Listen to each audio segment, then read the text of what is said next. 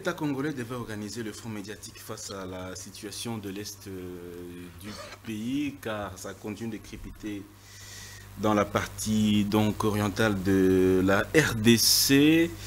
Qu'est-ce qu'on attend du journaliste pendant cette période de conflit qui mine particulièrement cette partie du pays, mais de façon globale, comment le journaliste patriote ou national ou congolais doit-il se comporter face à cette situation?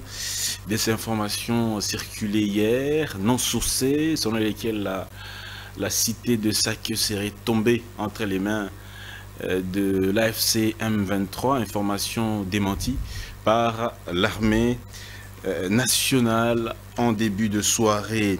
Le président de la République était à Davos. Il a regagné rapidement Kinshasa face à la situation de l'Est de la République démocratique du Congo. Il a tenu rapidement une réunion restreinte depuis hier soir. Aujourd'hui, des décisions importantes sont annoncées à l'issue du Conseil des ministres qui se tient traditionnellement le vendredi. On annonce également qu'il y aura Conseil de sécurité élargi toujours ce même vendredi. Le président rwandais Paul Kagame a rencontré son homologue turc Recep Erdogan. Voici ce qui ressort de cette rencontre. Les deux chefs d'État déclarent ce qui suit. Je cite: nous espérons une résolution pacifique du conflit. Avec la RDC, nous soutenons sincèrement les négociations directes menées sous la médiation de l'Angola. En tant que Turquie, nous sommes prêts à apporter tout type de soutien si les deux États souhaitent résoudre ce problème, ce qui contribuera à la stabilité, à la paix dans la région des Grands Lacs. L'ambassadeur de la France auprès des Nations Unies a rencontré également le médiateur angolais Tete Antonio. Il a déclaré ce qui suit, je cite: il continue de soutenir le processus de Luanda qui devra aboutir au processus de paix, sans revenir sur la sortie médiatique également du secrétaire général des Nations Unies, Antonio Guterres. Nous y reviendrons au cours de cette émission avec les confrères que j'ai invités sur ce plateau. On va essayer d'aller un peu de façon approfondie sur cette question. On a appris également. Mesdames et messieurs, merci de faire confiance à votre chaîne Congo Buzz Télévision. Voilà, la première thématique. Bon, je vais d'abord saluer mes invités, les confrères qui sont sur ce plateau. Ah, je commence par Ben Kayembe. Ben, bonne année, meilleurs vœux. Ça fait quand même un petit moment qu'on ne vous a pas reçu ici. Tout récemment, on vous a vu être reçu au parquet, mais on en parlera. Comment allez-vous, Ben? Je vais bien. Vous savez que on vit actuellement proche des instances judiciaires. Vous savez que par moment, tantôt ici, quand on était hors caméra, on a quand même échangé avec les confrères. Certes, pendant cette période, il est important pour que, à chaque fois qu'on essaie de traiter l'information, que nous soyons un peu plus responsables, comme vous l'avez fait tout à l'heure, et qu'il y ait des informations qui circulent. On ne peut pas non plus nous empêcher de parler là-dessus, mais il serait mieux de toujours mettre un peu de pincettes pour se protéger soi-même. Mais sinon, nous allons bien, nous faisons confiance à la justice. Les dossiers suivent son cours normal. On espère qu'on finira... Vous avez prévenu libre, à ce qui paraît. Bon, je ne maîtrise pas tous ces vocabulaires. Je ne sais pas s'il existe des prévenus libres, mais bon, tantôt quand vous êtes là, vous êtes prévenu. Quand vous êtes à l'extérieur, je ne sais pas si on peut se taper la poitrine pour dire qu'on est un homme libre, mais on fait confiance à la justice. On espère que ça va passer. Je salue aussi les confrères avec qui nous allons partager ce plateau. Tout à fait. Et je vous laisse la première de présenter. J'espère que nous allons échanger sans émotion, sans état d'âme, pour que ceux qui nous suivent, ceux qui n'ont pas la possibilité de passer à la télé, de parler comme nous, aient quand même une lueur d'espoir par rapport à nos analyses. Merci beaucoup, Ben Kayembe, journaliste à Face Télévision. Monsieur Francis Ochoudi, journaliste également à informateur.cd, donc directeur général d'Informateur.cd, un média en ligne. Merci également Francis Ochoudi, meilleurs vœux, bienvenue, c'est une première pour 2025. Comment allez-vous? Merci beaucoup, Chapan. Merci à tous les téléspectateurs de Congo Buzz qui ont l'habitude de nous rapport à nos sorties. Nous recevons et nous promettons de toujours le recevoir pendant cette nouvelle année. C'est une première participation pour cette année. Merci d'avoir pensé à nous. Mais j'aurais voulu quand même incliner devant le mémoire de nos compatriotes qui continuent à perdre leur vie dans la partie est de notre pays. Je crois qu'un jour, on aura vraiment la possibilité de mettre fin à cette tuerie parce que ça n'est un peu de trop. C'est plus de 2 décennies que cela continue. Presque 3 décennies. Et je crois qu'il est peut-être temps qu'on arrive quand même à mettre fin à ce qui se passe à l'Est pour que nos sœurs, nos frères qui vivent là-bas trouvent quand même la paix de vivre dans le territoire congolais. Ils ne sont pas dans un autre pays. Ils sont au Congo. Il ne faut pas dire que le seul péché, c'est d'avoir été congolais ou reprocher à Dieu de les avoir envoyés quand même naître dans ces pays. Je crois qu'il est temps pour nous de nous lever comme un seul homme pour qu'on arrive à réfléchir sur comment y mettre fin une fois pour toutes. Et je profite de souhaiter quand même une très bonne année aux confrères avec qui on va partager ce plateau. Merci bien, cher Francis. Excusez-moi. Ochudi, de votre présence également. Je souhaite également la bienvenue à un confrère, Gédéon Atibou. On s'est connu il y a très longtemps, on s'est perdu de vue.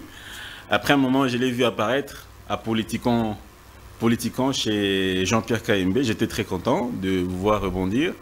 Mais à l'époque, je vous connaissais un peu sur notre créneau, hein, pas un créneau politique. Tout à fait.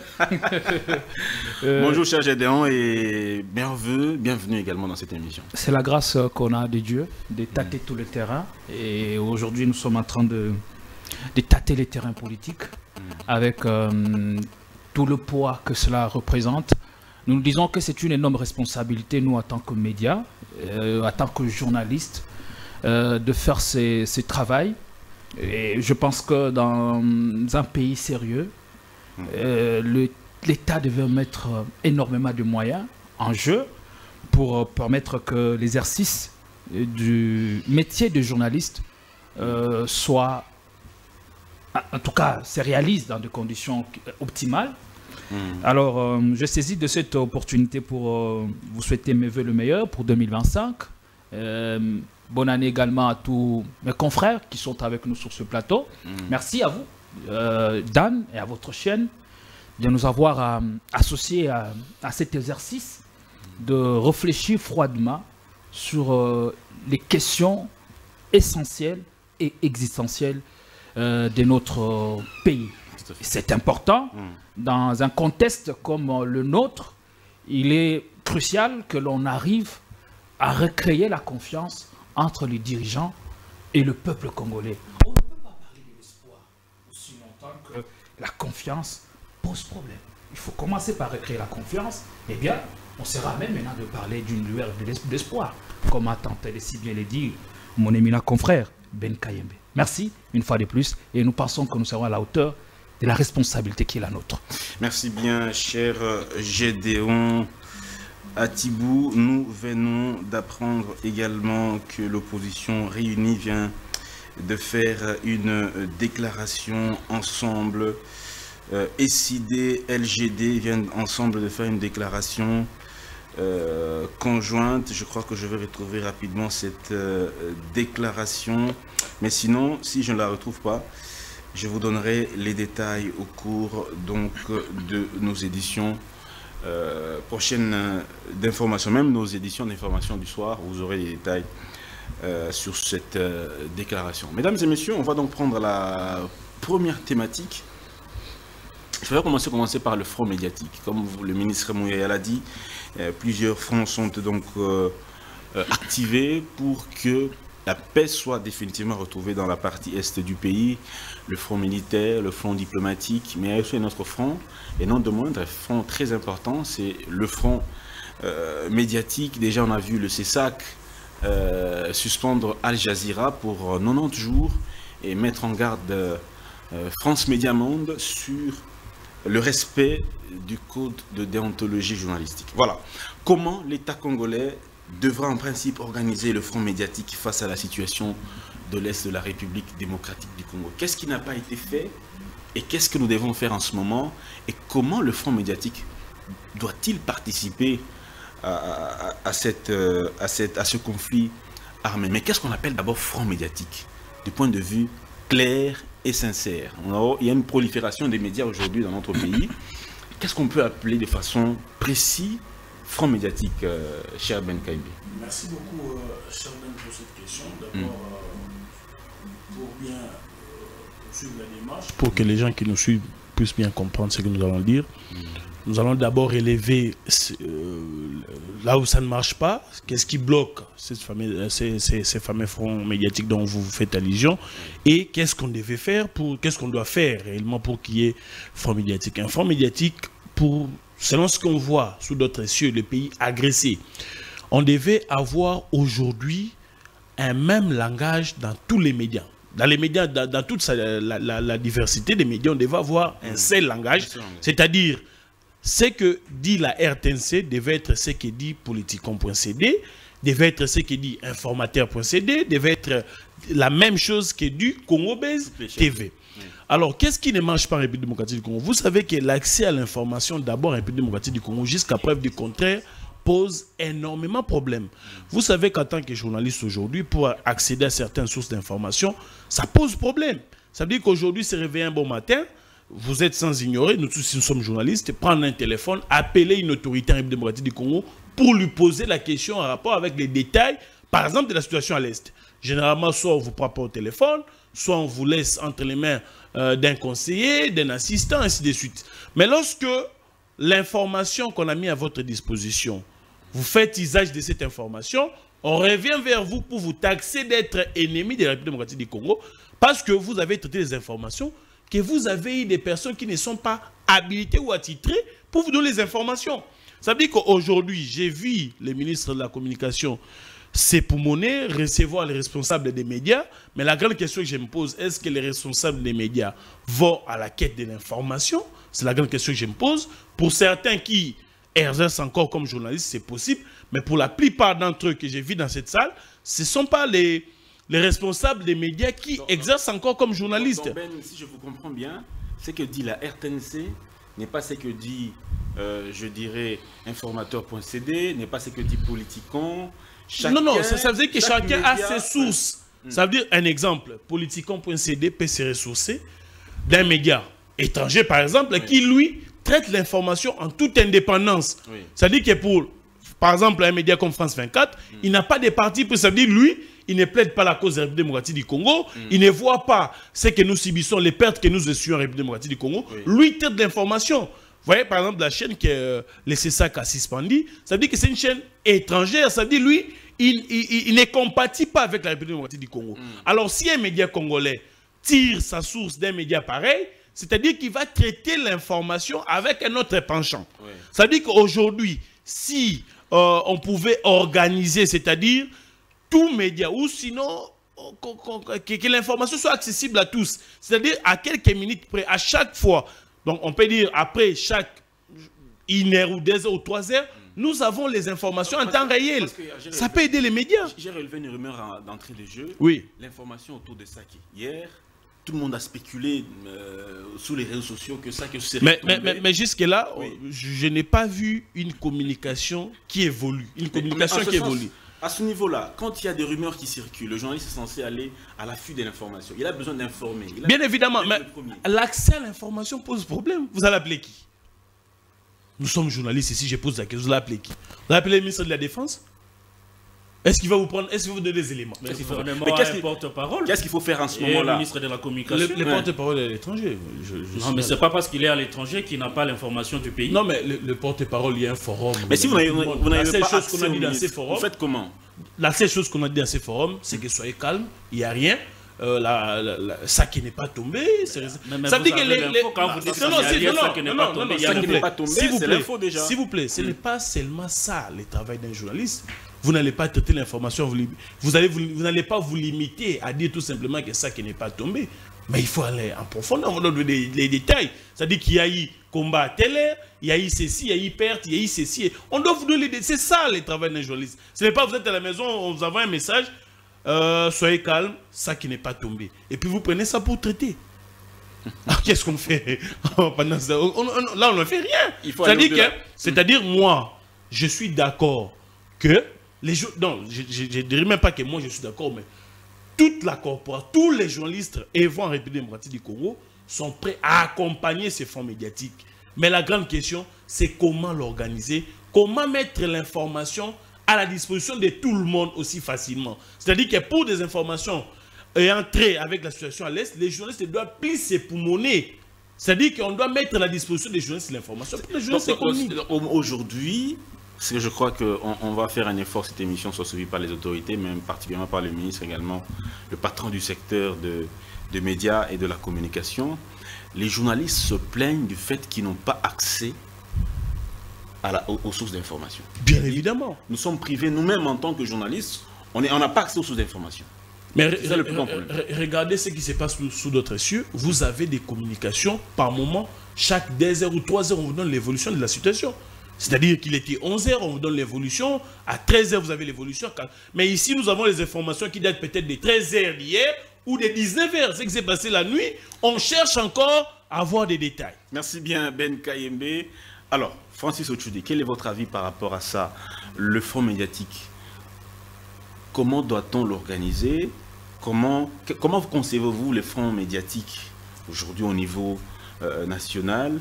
Et quels sont les points communs que tous les médias devraient avoir pour défendre la patrie? Parce que la patrie est agressée. Alors, avant de répondre à cette question, j'aimerais rejoindre Ben Kayembe avec quelques mots. Lorsqu'il dit que, par exemple, lorsqu'il a évoqué la question sur l'accès aux différentes sources d'information, je me dis, il y a un porte-parole du gouvernement qui est là, il y a un ministre de la communication. Et lorsque, par exemple, vous avez lu dans le groupe que Saké, je parle de Saké parce que vous avez évoqué Saké, on vous dit, la parole officielle vous dit que Saké n'est pas tombé. Il est vrai qu'en tant que journaliste, nous avons appris qu'il y a ce qu'on appelle, il faut recouper, n'est-ce pas, les différentes sources d'information. Vous ne pouvez pas vous arrêter seulement au niveau de l'officiel, de la parole officielle, mais vous pouvez aussi aller en dehors, n'est-ce pas?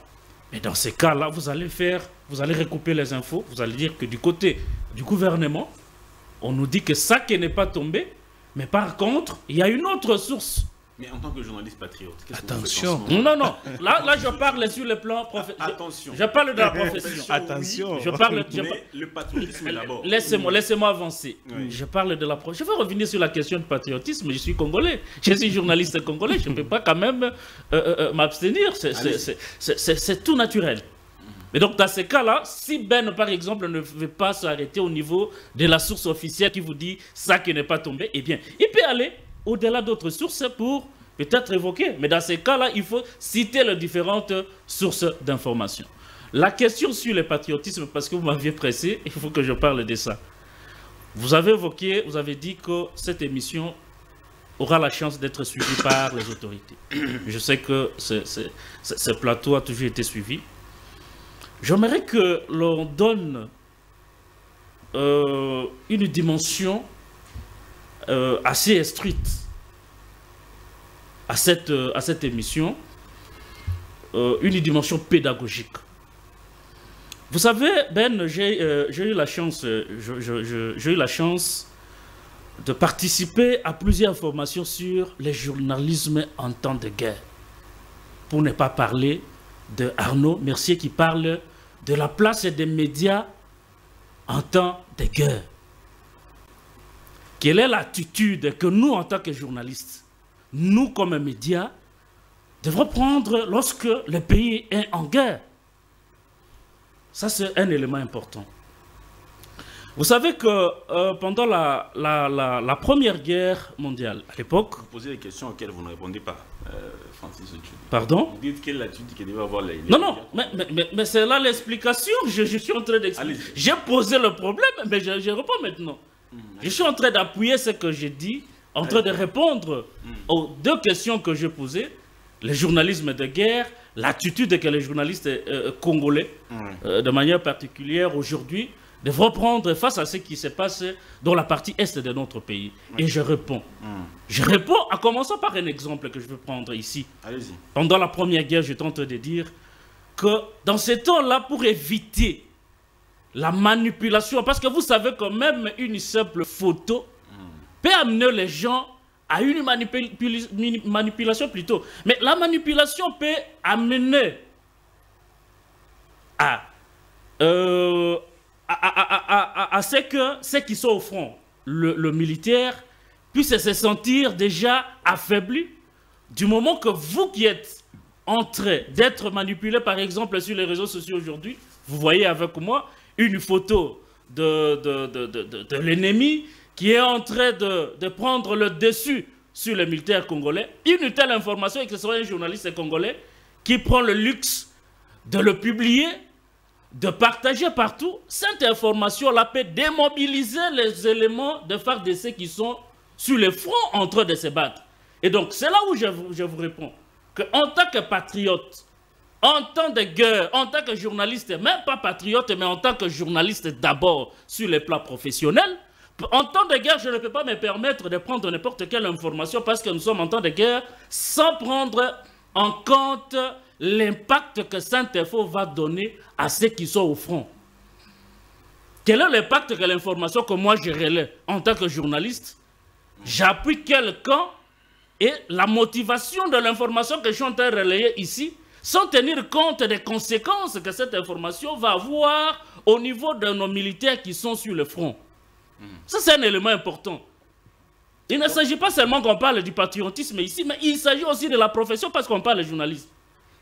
En tant que journaliste, je dois d'abord, quand je suis devant une information, Très bien. je me dis, c'est un temps de guerre. J'ai avec moi la matière du journalisme en temps de guerre. Je me dis, cette information, c'est une information qui concerne la guerre. De quelle façon dois-je la traiter?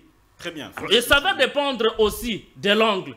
Ça va dépendre aussi de quel camp on se retrouve en tant que journaliste. Parce que Ben a évoqué, par exemple, TV5 Monde.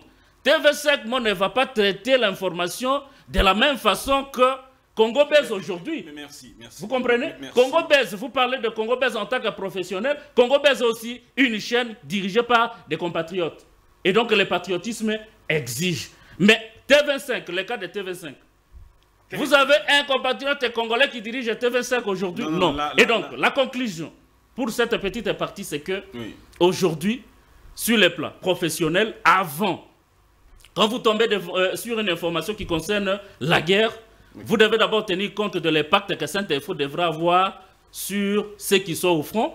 Ça, c'est la première des choses. Et la deuxième des choses, parce que vous parlez du patriotisme, en tant que patriote, vous ne pouvez pas diffuser une information qui va aller dans le sens de démoraliser nos militaires qui sont au front.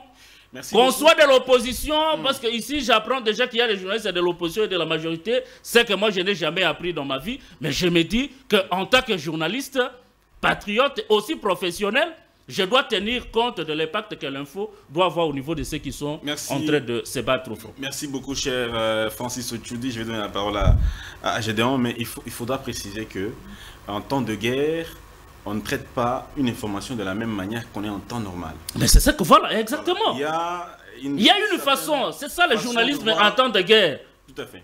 Je vais vous repasser la parole tantôt. Je donne la parole à Gédéon. Qu'est-ce que vous pensez du front médiatique? Quand on parle du front médiatique, à quoi on doit faire déjà directement allusion à l'esprit du journaliste congolais? Le front médiatique, ça doit renvoyer à quelle idée, à quelle réalité? Bon, merci Dan pour la question. J'ai à suivre les interventions des amis qui ont été on ne peut plus clair sur cette question. Mais ici, permettez-moi d'élever un aspect, ce n'est qu'un détail parmi 1000. Il y a 2 médias qui ont choisi la façon de travailler. On appelle entre autres la ligne éditoriale. Il y a des médias qui sont pro-pouvoir et d'autres qui soutiennent une autre tendance. Mais ça, c'est dans la pratique. Oui, dans la pratique professionnelle. Au-delà de ça, le média que je représente au travers de ces plateaux, nous avons toujours dit, et on n'a pas honte de le dire, nous ne sommes pas au milieu du village. Vous êtes nous sommes du côté de la vérité. Ah, vous... Nous sommes du côté de la vérité. Partisans de la voilà. vérité. Qui est d'abord, avant de parler du front médiatique... Votre média a pour promoteur M. Jean-Pierre Kaïmbé, que je salue, de là où il pourra peut-être nous suivre. Hein. Oui. Qui est un journaliste? Un journaliste, c'est un monsieur, un individu ordinaire, qui n'est pas au-dessus de loi. Et chaque pays décide de régenter l'ordre des choses, décide selon sa politique de projeter la vision. Et le journaliste est censé travailler dans cet environnement-là. Mais il y a appel à la responsabilité, ce qui convient d'appeler appel à la responsabilité du ministre d'État de la Justice et son collègue de la communication et médias. Ils ont lancé l'appel à la responsabilité que l'on devrait travailler dans le sens de booster les forces armées qui sont en train de guerroyer contre l'ennemi, les forces obscures, à remporter cette guerre. Et son collègue de la justice est allé plus loin pour dire que désormais, on appliquera la peine de mort à tous ceux qui vont faire l'apologie de l'ennemi. Et donc, ici, il est question de faire l'apologie de l'ennemi. El Jazeera, qui a été suspendu par le CESAC, dont je salue la décision, c'est parce que El Jazeera a fait ce qu'on appelle l'apologie de l'ennemi.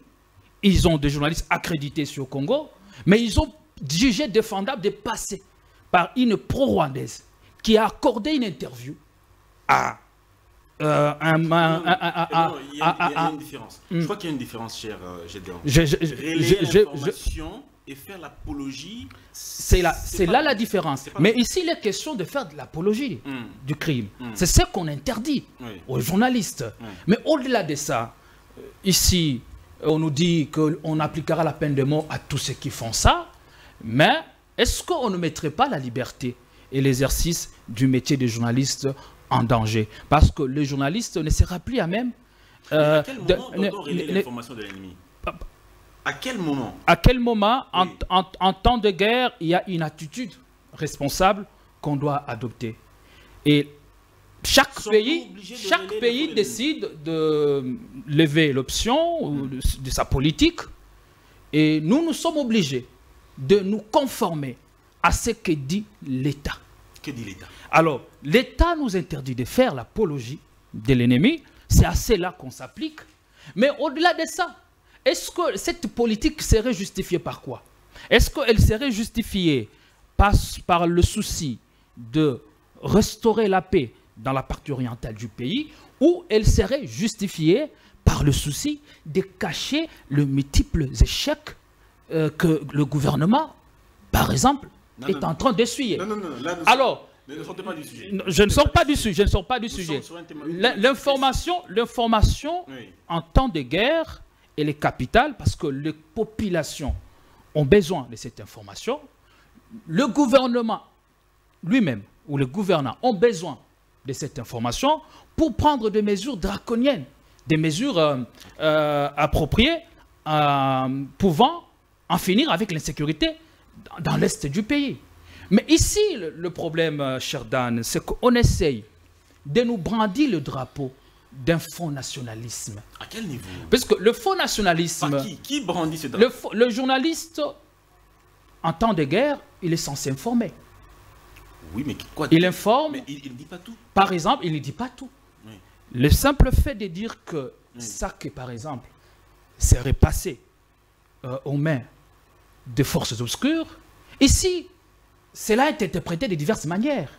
Alors que les populations ont besoin de cette information, alors que le gouvernement a besoin de cette information pour ficeler sa stratégie sur le terrain. Votre information devient crédible dès lors que la source est fiable. Quand vous dites, s'il vous plaît, quand vous dites que ça qui serait tombé, quelle est votre source qui nous permettra de faire foi à votre information. Est-ce que, au-delà de tout ça, il y a ce qu'on appelle la communication des crises? Parce que ce qu'on l'on vit dans l'Est du pays, il faudra appeler que c'est une situation délétère, c'est une crise déjà. Oui. Il y a toujours la communication des crises. Et la communication des crises est généralement tenue par les officiels ou par le gouvernement. Mais vous savez, cher Dan, qu'il y a des journalistes qui sont sur terrain. Il y a des journalistes qui accompagnent l'armée. Des journalistes qui peuvent alerter de ce qui se passe, des opérations militaires au front.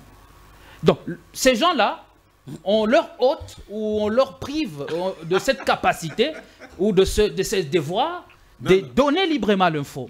C'est là le danger. Si votre confrère qui est sur le terrain, votre correspondant sur place, il a l'info en premier, il vous a l'information, vous faites quoi?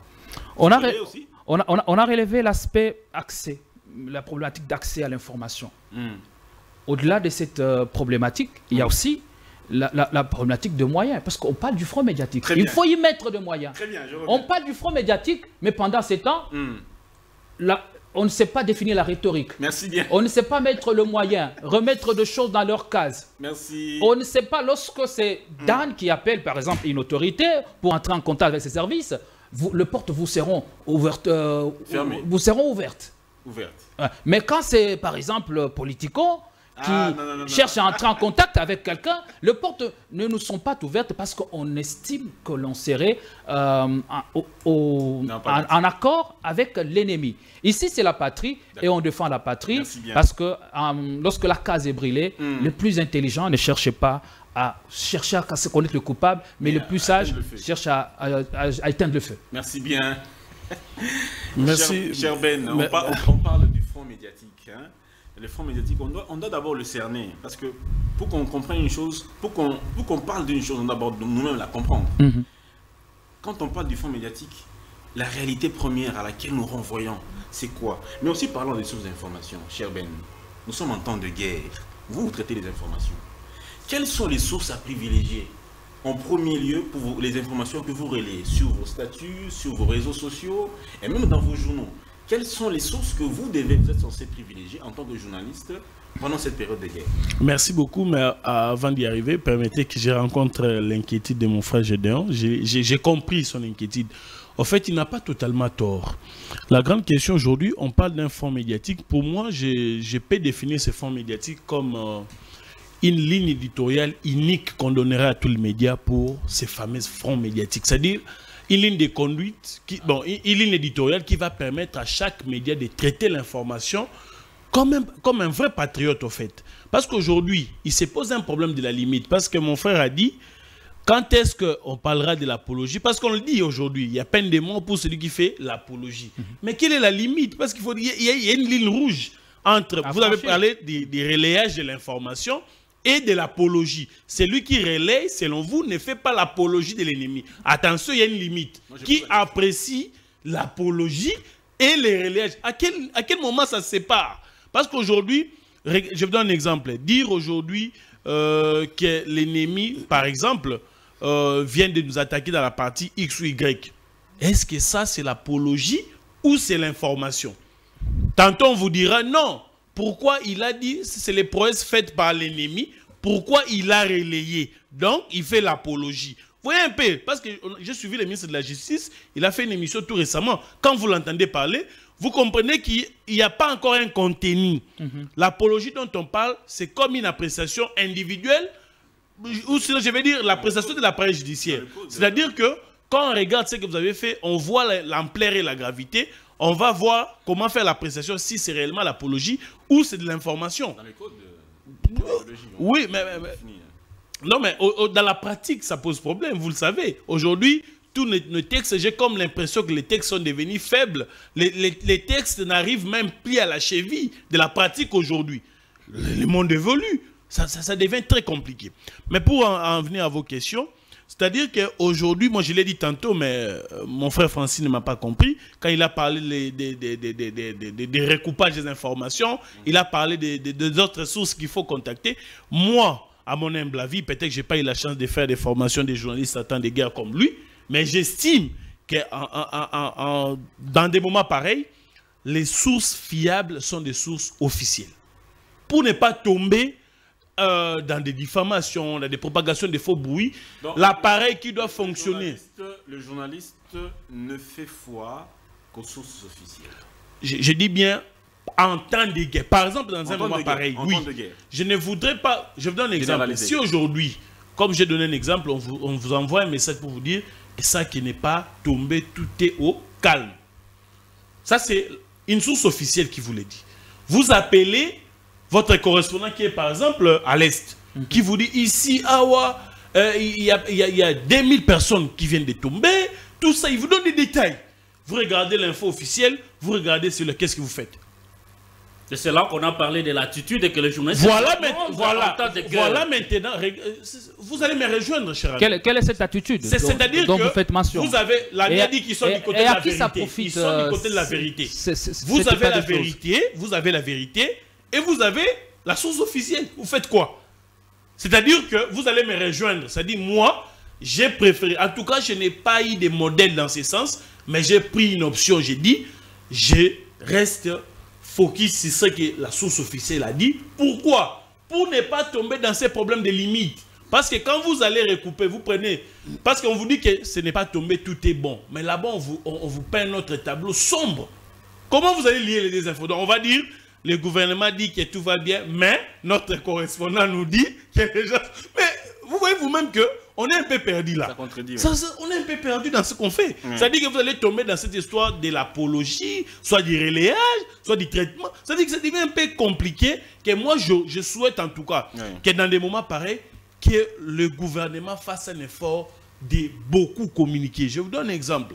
Je n'ai jamais vu, depuis qu'il y a la guerre entre la Russie et l'Ukraine, je n'ai jamais vu en Ukraine des journalistes faire ou sinon publier les prouesses de la Russie. Mais plutôt, on devait ici avoir des éléments de langage qui permettent aussi. Parce que moi, je me suis toujours dit, pourquoi la RTNC, qui est suivie à l'échelle mondiale, ne fait pas un effort de faire passer la RDC pour un pays victime d'agression, victime de guerre? La RTNC ne consacre pas beaucoup de temps, ne donne pas beaucoup de temps à ce qui se passe à l'Est. Nous voyons ailleurs, il peut y avoir des bombes qui tombent à gauche et à droite, mais par moment, quand il y a la Russie tue, vous avez toujours les cas qui vous disent non, on a tiré sur des civils, il y avait un orphelinat, c'était un hôpital. Ça veut dire qu'on essaie de se victimiser. Mais pourquoi aujourd'hui la RDC ne devait pas le faire? Lorsqu'il y a un problème, lorsqu'on tire les matins. Il a tous les moyens de l'État pour le faire. Oui, il a tous les moyens. On peut consacrer une page. J'ai vu, on consacre une page où on met des micros, les gens portent des drapeaux, viennent crier, tout ça. Je ne sais pas qu'est-ce qu'ils font réellement. Mais je voudrais aborder un aspect. Peut-être que vous ne m'avez pas accordé la parole, mais dans ce que Ben dit, il y a quelque chose à cerner. Il parle de ce qui se passe en Ukraine. Parce que c'est la même situation, les réalités conjoncturelles semblent être le même. Mais dans un pays sérieux, lorsque tout le monde est engagé sur un front, il y a les uns qui sont engagés sur le front militaire et les autres sur le front médiatique, comme on essaye de les faire. Et on n'a pas besoin de crier pour que chacun fasse ce que l'État lui recommande ou ce que... il le ressent en lui-même. Lorsque la patrie est en danger, il y a toujours cet attachement qui nous pousse à défendre la patrie coûte que coûte. Mais ici, on a l'impression de vivre le contraire et c'est bien dommage. Et c'est parce qu'il y a absence de quelques valeurs. On appelle les journalistes à la responsabilité et on active la peine de mort qui s'appliquerait à tout celui qui ferait l'apologie du crime ou de l'ennemi. C'est parce qu'il y a, comme par le passé, notre pays a une histoire tumultueuse. On a connu des gens, des traîtres qui sont au sein de l'armée. Il y a des traîtres qui sont aussi dans le média. Comme journalistes. Des journalistes qui sont traîtres, qui sont acquis à la cause de l'ennemi. C'est un réseau. Vous comprenez la situation. Alors, il faut réglementer le secteur. Parce qu'il y a beaucoup de traîtres, il y a la trahison. Il faut donc que les choses soient clairement définies. Et c'est pourquoi on vient avec la peine de mort, ainsi de suite, beaucoup de choses. Mais je me dis toujours, la solution au problème, on doit puiser dans la réalité. Lorsque vous voulez trouver la solution à vos problèmes, vous devez puiser dans les réalités qui sont les vôtres. Donc, le matin, lorsqu'on se réveille, d'habitude, on se regarde dans un miroir. Et le reflet constitue la problématique qu'on a, ou bien le problème que vous avez. Lorsque j'ai beaucoup de cheveux comme moi, je me dis que le lendemain, j'ai besoin de voir mon coiffeur. Je crois simplement que j'aurai un peu du temps pour rencontrer les inquiétudes des amis. Oui, cher. Ils ont posé de vrais problèmes. J'aimerais commencer par notre frère de Politicon. Lorsqu'il a évoqué la question de la ligne éditoriale, qui veut tout simplement dire que c'est la façon d'un organe, hein, la façon de traiter, votre façon à vous de traiter ou orienter l'information.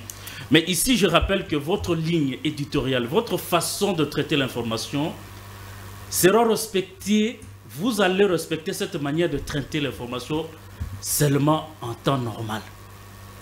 Et en temps de crise, en temps de guerre, la science est évolutive. Hein. Voilà, il y a une attitude à prendre, et cette attitude-là, pour un patriote comme moi, c'est une attitude positive.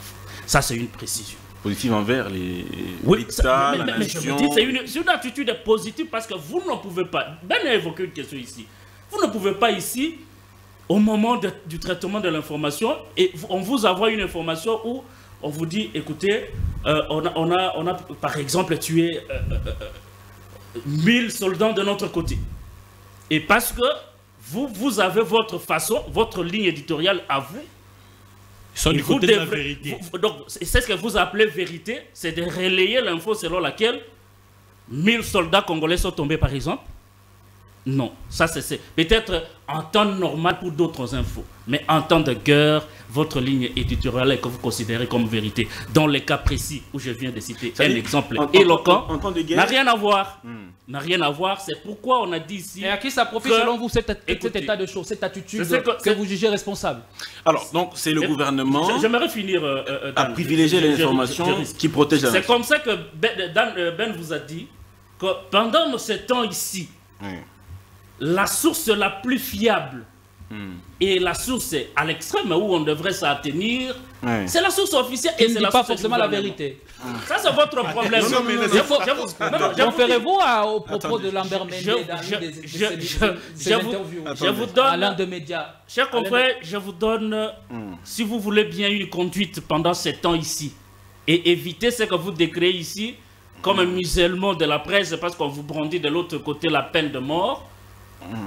Je vous dis que même cette peine de mort-là, ce n'est qu'une façon de dire que, comme patriote, vous devez avoir une attitude positive de traiter l'information en temps de guerre, c'est d'appuyer les forces armées congolaises. Ça, c'est clair. Alors, Ben, lorsque, cher ami, peut-être on ne s'est pas bien compris, lorsque vous avez dit, vous évoquez le recoupage de l'information. Non. Lorsqu'il y a, pour le recoupage, Ben, c'est le même exemple, parce que ce sont des pratiques qui se font en temps normal. Vous pouvez recouper l'information en temps normal, mais ici, pour éviter de tomber sous le coup de ce qu'on est en train de décrire ici, c'est d'atteler à l'officiel. Je suis d'accord avec vous, cher Ben, sur le fait qu'il n'y a pas assez, le gouvernement ne communique pas assez sur ce qui se passe. Que ce soit la version officielle, oui, nous en avons besoin, mais que cette version-là, qui est quand même l'évolution de la situation, que ce soit positive, mais est-ce qu'on a suffisamment l'information sur ce qu'on doit communiquer comme autour de ces fronts médiatiques? Je suis d'accord sur le fait que le gouvernement ne communique pas assez et qu'on a une sorte de carence d'informations. Ça, c'est vrai. Donc, tout ce qu'on peut formuler, je suis d'accord avec Ben, c'est que le gouvernement doit multiplier au moins ses communications pour qu'il soit appuyé par nous qui sommes journalistes sur le plan de communication de guerre. Donc ça, c'est très important. Alors, j'aimerais conclure avec un élément. Francis, C'est qu'on peut dire ici. Francis, je ne vous arrête pas, mais je vous donne la parole. Voilà, merci beaucoup. On va donc poursuivre sur un autre chapitre, mesdames et messieurs. C'est sur la solution à cette situation d'insécurité dans la partie est de notre pays. Ça fait très mal de voir femmes, enfants et hommes déplacés, et les nombres de déplacés aujourd'hui avoisinent plusieurs millions. Quelle solution maintenant proposer à nos autorités en tant que certainement journalistes, mais aussi citoyens congolais? Quelle solution vous pensez? Parce qu'aujourd'hui, le processus de Luanda est vraiment à l'arrêt. Quel est l'avis? Que pensez-vous de cette situation? On commence par Francis Otuli rapidement. Merci beaucoup, cher ami, sur cette question. Mais bon, la question, je trouve qu'elle est un peu trop fermée que la solution pour cette situation de l'Est de la RDC. Mais vous voulez qu'on propose quoi? C'est ce que nous avons toujours proposé. Mais aujourd'hui, je peux le dire avec aisance, c'est que tu vois tout l'argent mobilisé pour le changement de la Constitution, toutes les intelligences qui sont mises pour les commissions inutiles et toutes les expertises de nos professeurs d'université qui sont aujourd'hui prêts à mettre leurs intelligences autour de la question du changement de la Constitution, qu'on prenne tout cet argent, qu'on mette toutes ces intelligences de nos professeurs, toutes les énergies de ces Congolais qui se sont distingués avec vigueur dans le changement de la Constitution, qu'on mette tout ceci pour appuyer l'armée, et ça sera une bonne solution. La solution aujourd'hui, c'est de faire face à cette guerre, et il n'y a pas autre chose à faire à part la guerre. Parce que je l'ai toujours rappelé ici, cher Dan, j'ai toujours dit que Kagame n'écoute jamais les langages diplomatiques. Il n'écoute jamais les négociations, et c'est pour ça qu'il a toujours dit, lorsqu'il faut il faut se rencontrer. Vous vous rappelez du 15, je crois, novembre, pour Luanda. Il n'est pas parti tout simplement parce que lui, il n'est pas dans vos optiques de négociations, des cautions. Lorsqu'il s'agit de négociations, il vous dit, allez négocier avec le 1v3. Mais lorsqu'il s'agit de défendre le 1v3, de prendre parti pour le 1v3, c'est lui qui se présente. Ça veut dire qu'ici, il faut qu'on arrive à mobiliser, à équiper notre armée pour faire face au Rwanda qui nous attaque, qui nous impose cette guerre. Et la seule façon, c'est d'organiser notre armée, donner des moyens conséquents à notre armée et non passer tout le temps en train de parler du changement de constitution qui n'est pas une urgence pour le moment. Je crois que c'est la solution que moi je peux proposer. Je voudrais d'ailleurs, il est vrai que sur le plan diplomatique, on a réussi à rendre Kagame bavard parce qu'il ne l'a jamais été auparavant. Mais aujourd'hui, c'est important qu'on se tourne, qu'on oublie un peu la diplomatie, qu'on tourne les choses autrement pour qu'il y ait quand même une réponse appropriée aux attaques et à la guerre qui nous est imposée. On s'attaque à cela, mais dans ce secteur-là, pensez-vous que la tête du patron du secteur de la défense, faudrait-il qu'on puisse remanier le patron du secteur de la défense, qu'on puisse toucher au gouvernement? Ça peut être aussi une solution? Ah ok, mais ça c'est une question importante. Comment est-ce que vous voulez qu'on parle de la réorganisation de l'armée sans toutefois tenir compte de ceux qui sont dans les postes clés de notre sécurité? Vous parlez bien évidemment du patron de la défense. Je me demande, est-ce qu'il existe un patron de la défense depuis un temps? Il y a un patron de défense, oui, mais des faits. Un patron de défense, des faits, parce qu'aujourd'hui, je suis désolé, il est vrai qu'il y a des postes, il y a des responsabilités que le chef de l'État peut donner à ces gens en lui. Reste le commandant. Par confiance. Mais il y a des postes comme la défense. Il y a la confiance et la compétence. Vous comprenez, cher ami? On ne peut pas donner un poste et un ministère comme défense à quelqu'un parce qu'il est cousin, il est ami à mon père, il est ça, il est ça. Non, ça c'est la confiance. Mais il faut, à la confiance, il faut ajouter, surtout tenir compte de la compétence. Et donc aujourd'hui, à ce stade, il faudrait que l'on cherche un autre job pour l'actuel patron de la défense. Ne soyez pas... non, mais parce qu'on ne les sent pas, vous voulez qu'on dise quoi? Bemba était là, on a parlé de Bemba qui n'a pas tenu. Attendez. Et il est parti, désormais, il est dans les histoires des Transco là-bas. Et vous l'attendez parler? Il est dans les Transco et tout ce qu'il y a comme transport, parce qu'il n'a pas tenu au niveau de la défense. Et aujourd'hui, vous voulez nous empêcher, nous garants de nos pensées et de notre observation, de dire que... Souverain de notre pensée. Voilà, non, mais aussi garant, je ne voudrais pas aller dire garant de la République, c'est le chef de l'État, mais moi je suis quand même garant de mes pensées, garant de mon observation plutôt, pour dire que l'actuel chef de la défense de notre pays, on ne le sent pas. Il est absent. J'ai l'impression comme s'il n'est pas au pays. Ben Kaimbe, votre avis par rapport au remaniement gouvernement, pas seulement dans le secteur de la sécurité, mais restons d'abord dans ce secteur de la sécurité. Vous pensez qu'on doit toucher le gouvernement pour tant soit peu améliorer cette question? Merci beaucoup, cher Dan. Depuis la nuit des temps, le fonctionnement du gouvernement républicain démocratique du Congo n'est pas comme un club de football où la réussite ou l'échec dépendrait des joueurs. Ce n'est vraiment pas ça le fonctionnement du gouvernement. Même si on parlerait ici du ministre de la Défense, qui moi, à mon avis, selon les informations en possession, ne serait qu'un simple administratif. Parce que si vous regardez la chaîne de commandement telle qu'elle est modifiée en République démocratique du Congo, où le ministre de la Défense n'est pas membre de la chaîne de commandement, ça ne sert à rien, il n'a pas d'injonction à donner.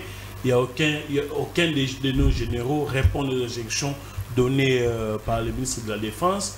Peut-être sur le plan administratif, il n'est là que pour voir les conditions sociales, les mutations, ainsi de suite. Il ne fait pas partie. Aujourd'hui, si par exemple la RDCV est attaquée, c'est qu'il y a les chefs des opérations sur le terrain, les chefs d'état-major et les chefs de l'État. Ce sont les trois personnes qui interviennent dans la chaîne des commandements. Donc ça passe par eux. Donc le ministre de la Défense, lui aussi, et il se réveille un bon matin, il apprend que la démocratie du Congo attaque, comme nous tous. C'est-à-dire qu'il soit là, qu'il ne soit pas là, ça n'améliore rien. Encore qu'il faudrait dire que les trains aujourd'hui du gouvernement est déjà en marche, peu importe les clients qui vont rejoindre ceux qui sont sur ces trains, ils n'amélioreront rien. C'est-à-dire qu'aujourd'hui, je vous donne un exemple concret alors. Dans les programmes du gouvernement, si jamais on a, je dis Toulouka 2, vous viendrez trouver la volonté, ou ce qu'on appelle aujourd'hui vision du chef de l'État, qu'on a matérialisé dans un programme du gouvernement. C'est-à-dire qu'on ne donne pas des incises à chaque ministre d'amener ce que lui peut faire dans chaque domaine. Je ne sais pas si on se fait comprendre. C'est-à-dire que, comme le ministre de la Défense actuel, comme il est là, il n'a pas amené un programme pour la défense. Il y a un plan défini qui a appliqué. C'est-à-dire que lui, on lui a donné une feuille de route. C'est-à-dire qu'à suivre. Il faut nous faire ça, ça, ça, ça. C'est-à-dire que ce n'est pas à lui d'amener... Mais il a le rôle de proposition aussi. Oui, bien sûr. Mais on connaît tous ces fonctionnements ici. Il a dit que c'est un simple administratif. Bien évidemment. Bien évidemment. C'est bien le cas parce que le Conseil supérieur de la Défense est présidé par qui? Ce n'est pas le ministre de la Finance qui est de la Défense qui le préside, mais c'est le chef de l'État. De suivre. Là, j'ai parlé du ministre de la Défense, mais pour ce que nous devons faire, moi je pense qu'à ce stade, on doit nécessairement réfléchir pour voir dans quels moyens aider les journalistes à accompagner ces fonds médiatiques. Aider comment? Non, c'est-à-dire que faciliter le travail des journalistes, nous aider à avoir l'information facilement, si possible. Mettez les chaînes qui sont subventionnées par l'État, les cas de la RTNC, qu'ils accordent un peu plus de temps à ce qui se passe à la partie Est, que de faire des éléments tout simplement Dans un journal, il met 30, vous têtez l'information et puis c'est fini. Faites des pages magazines, parlez de ce qui se passe de l'autre côté, accordez un peu plus de temps pour parler de ce qui se passe de l'autre côté, parce que vous vivez de ma main de l'État. Merci beaucoup. Doit-on parler d'incompétence des hommes qui sont mis devant les postes de commandement, parce que cette situation date de plusieurs années déjà. La résurgence de l'insécurité a commencé il y a plus de 3 ans aujourd'hui. Hein. On se souviendra qu'avec déjà le gouvernement Sama, on faisait face à cette situation. On a eu Sama 2, aujourd'hui on a Souminois. Il y a eu remaniement, mais sur le terrain, la situation reste, on va dire, la même. Est-ce qu'on devra incriminer les hommes qui sont mis devant les postes de commandement, ou on devra penser à autre chose? Je crois que il faudra changer de fond en comble les choses cette fois-ci.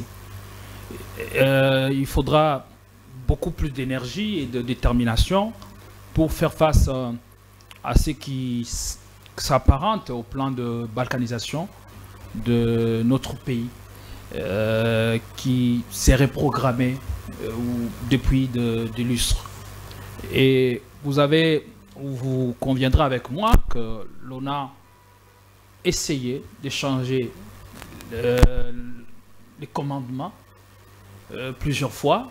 On a eu Sama 1, après on a eu Sama 2. Aujourd'hui, avec le gouvernement souminois, on a l'impression qu'on prend le même et on recommence. La situation reste toujours délétère dans l'est du pays. Nous nous posons la question, eh bien, si on est à même si il y a la lumière au bout du tunnel. On n'est pas encore sorti de l'auberge. Et je pense que ça doit interpeller tout le monde. On a eu Gilbert Kankonde qui est passé par le ministère de la Défense. De l'Intérieur plutôt. Oui. On a eu une succession de membres du gouvernement à ces postes, à ces ministères stratégiques et régaliens. Mais la solution n'a pas pour autant changé. Alors je me pose la question, est-ce que c'est un problème d'homme, un problème de compétences ou un problème de vision? Je pense qu'il faut aller avec le 2 ou le 3 à la fois. Sous Kabila, Kabila a lutté pendant, on va dire, 18 ans durant avec cette situation. Tout à fait, c'est ça la réalité à laquelle nous sommes confrontés. Et c'est une réalité qui n'échappe à aucun régime. C'est un complot international. Oui, parce que Kabila en a connu peut-être pire. Aujourd'hui, c'est Tshisekedi. Alors, il faudra que nous puissions puiser dans notre... On va hériter de ce même problème. Exactement. Alors, la guerre n'est pas remportée par l'armée la plus forte.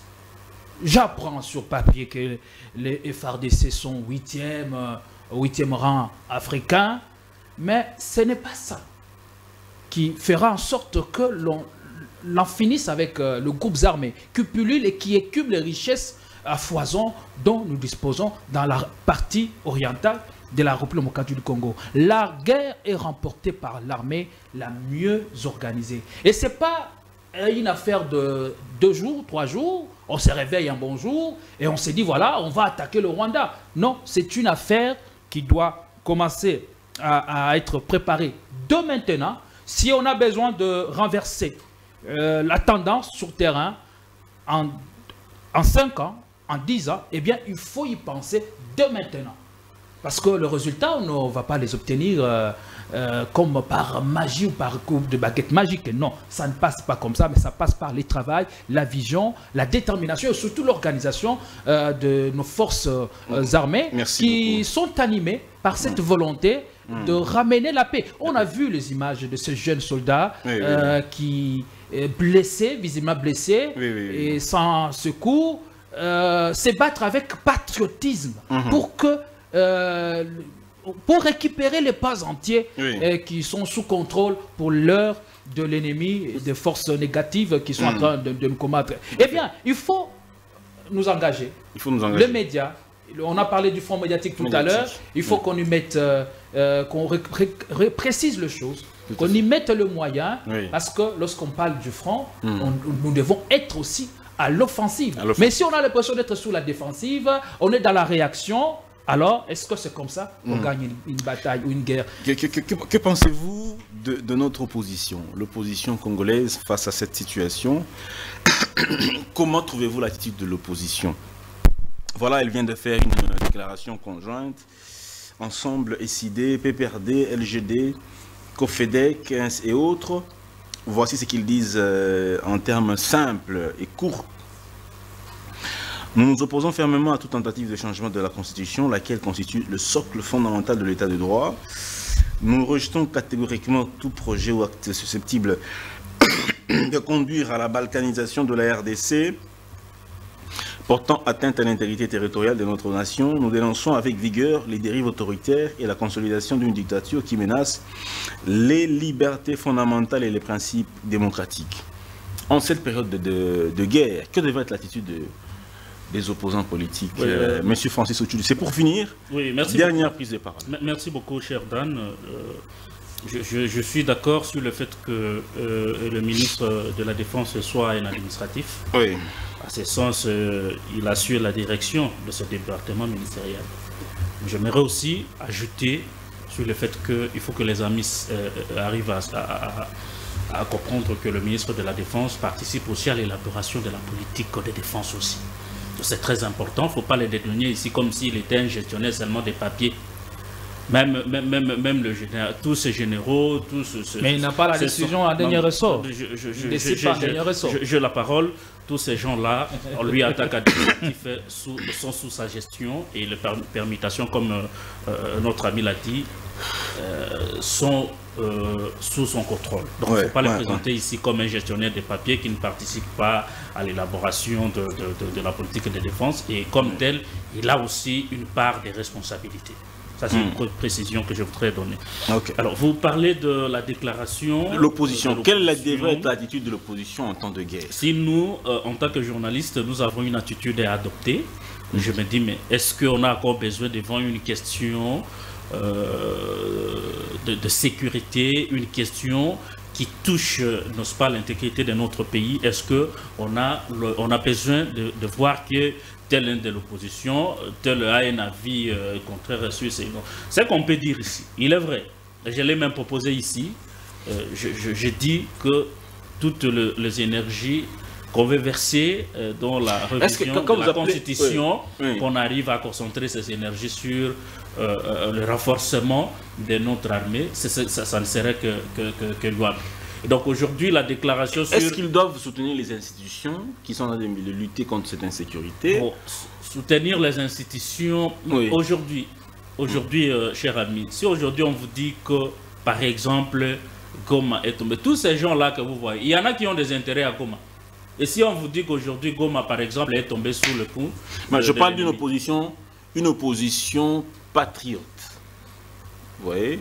C'est des opposants qui sont amoureux de leur nation. En principe, non, mais j'ai vu lorsqu'on a parlé de Saké, il n'y a pas longtemps, j'ai vu tout le monde, même Fayoulou et les autres, déplorer le fait qu'il faut qu'on renforce la sécurité, qu'il faut qu'on renforce notre armée pour que le pays reste tel qu'il est.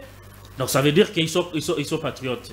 En dehors du patriotisme, lorsque le pays est dans cet état que nous déplorons tous aujourd'hui, et ne regarder que son intérêt d'accéder ou de remplacer Tshisekedi demain, ça peut s'apparenter à une haute trahison, et je ne voudrais pas qu'on y arrive là. Est-ce qu'il devrait s'attaquer aux actions ou décisions prises par les autorités? Telle décision n'est pas bonne en cette situation, période, où ils devraient tous converger. Il faudrait que je donne l'unité nationale. J'ai un avis important sur ce point-là. Soutenir les institutions en place, spécifiquement pour ce qui concerne la guerre, ne veut pas dire que même s'il y a une mauvaise décision qui pourra conduire le pays dans l'abîme, il faudrait la soutenir. On peut avoir un point de vue divergent sur comment orienter notre armée, mais que ce soit constructif. C'est très important. Donc on ne peut pas se limiter seulement au niveau de dire cette décision-là est mauvaise et s'arrêter là. Elle est mauvaise. Pourquoi? C'est parce qu'il y a ça, il y a ça, il y a ça. Et voilà ce que moi je propose pour que notre armée puisse monter en puissance. Très bien. Ben Kalembe, dernière prise de parole aussi, dites-nous. Notre opposition, elle est parfois un peu Bon, il y a toute forme de mots, des qualificatifs qui circulent sur cette opposition. On n'est pas là pour la défendre.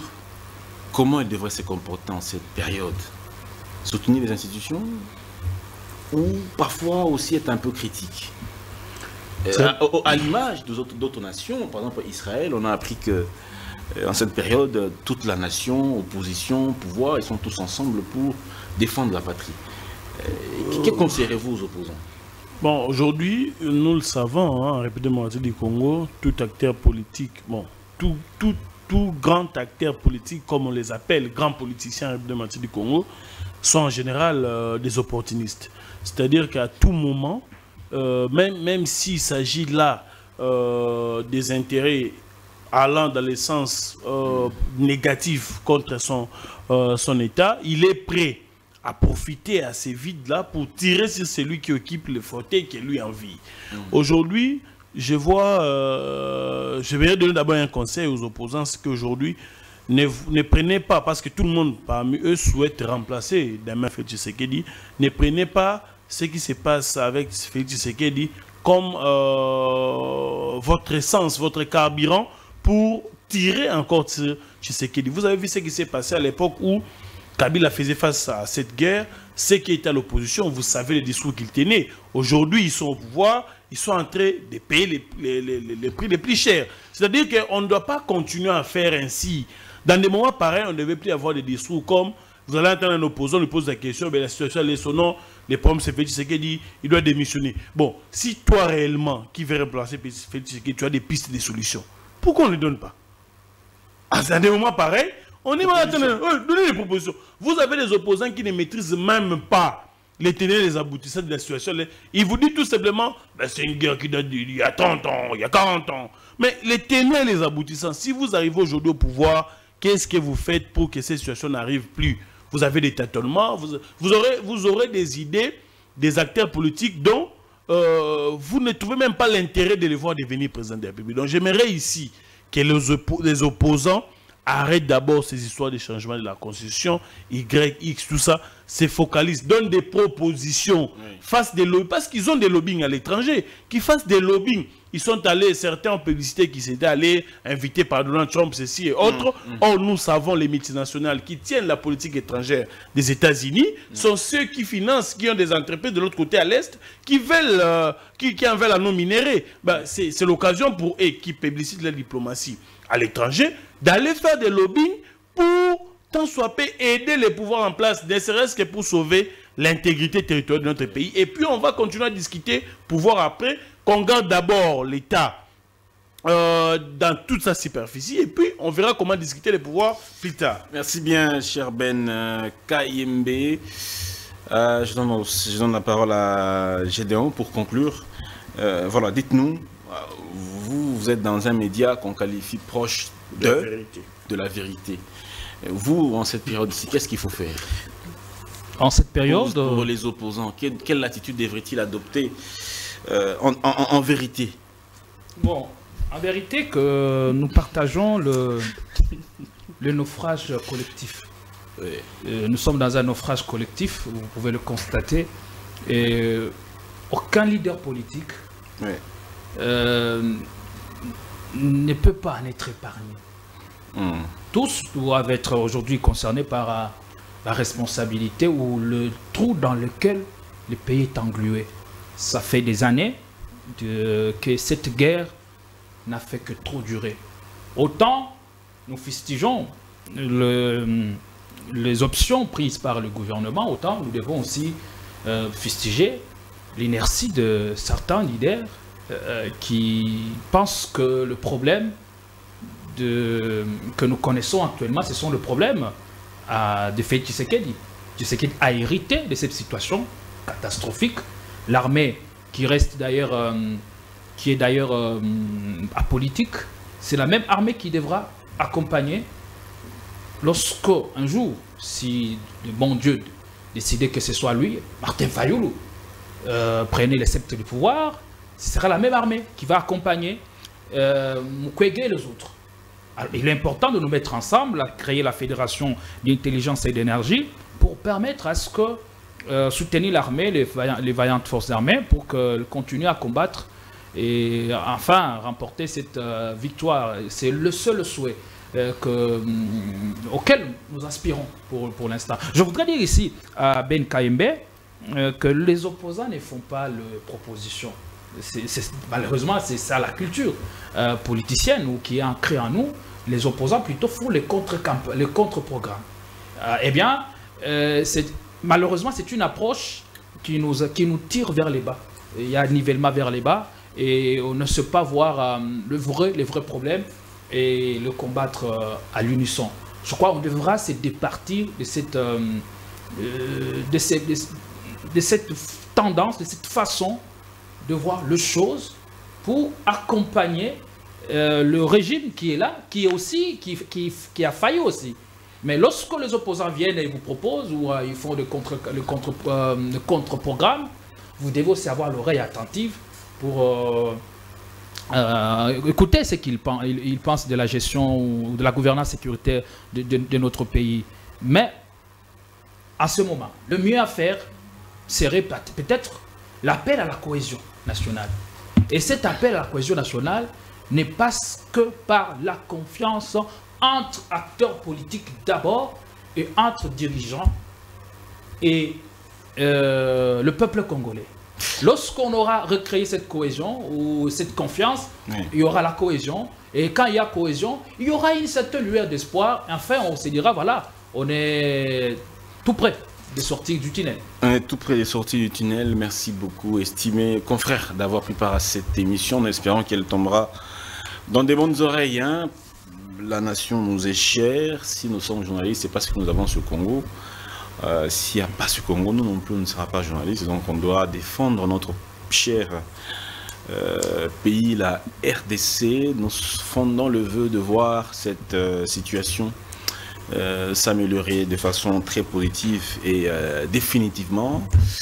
Pensée pieuse à tous ces déplacés internes. Je sais que la situation est vraiment difficile, mais tenez bon. La lutte continue. À coup sûr, nous allons vaincre en tant que nation et la paix se rétablira, quoi qu'il en soit. Merci beaucoup à vous tous d'avoir été avec nous. Cette émission est complètement finie. Merci à l'équipe qui m'a permis d'arriver chez vous à la maison. Portez-vous bien et excellent début de week-end.